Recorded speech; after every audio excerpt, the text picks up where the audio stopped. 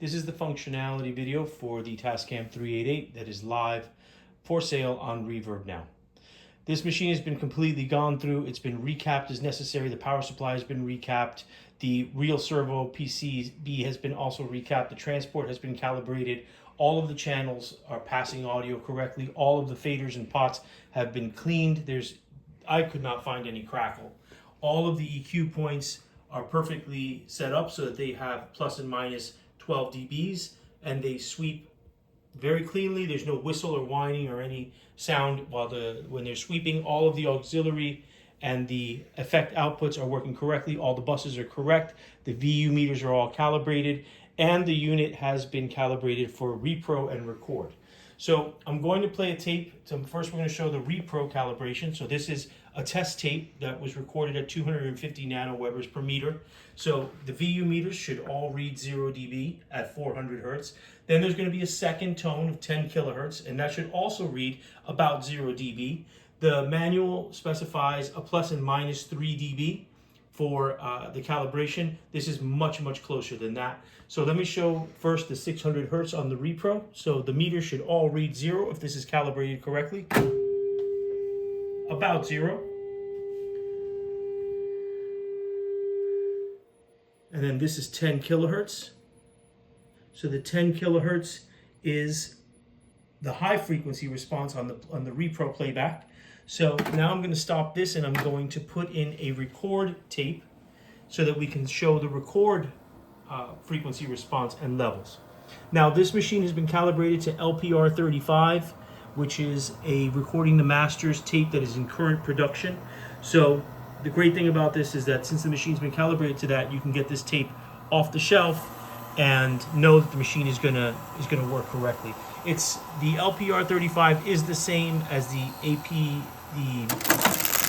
ATR tape, MDS 36, I want to say it's called, and that tape they are the same.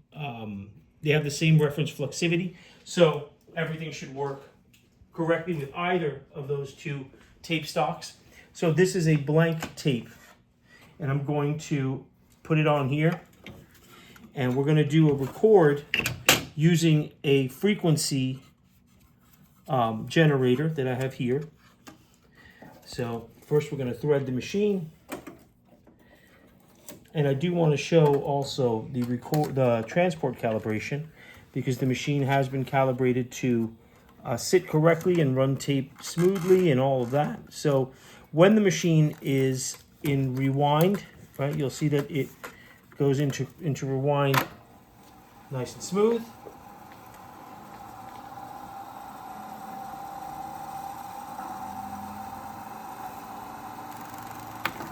We can also do fast forward. Playback. You can tell that the two guides are exactly where they need to be. They're aligned with the bottom of the heads, so that's all been calibrated correctly. It's running at speed. So the tape has some recording on it, but I'm going to erase that when I do the new one. So I have my input signal coming in on channel 2. I have all the assignments to all the buses, so I'm going to activate the buses. And you can see the meters have all now popped up to 0. See, I'm gonna turn off channel 2, and you can see it flip on and off. So that is the input signal coming from a tone generator to all the channels equally.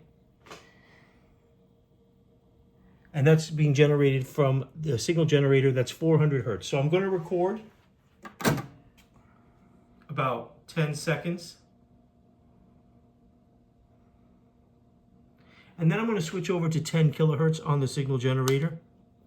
And now I'm at 10 kilohertz, and you can see also it's reading 0 on the input. And that's about 20 seconds. Now I'm going to rewind and return to 0, and I'm going to hit play.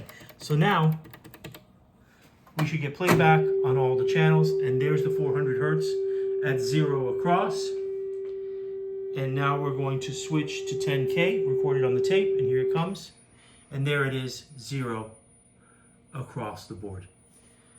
So the unit has been set up for repro. It's repro caled, it's record caled, and everything is working in the unit.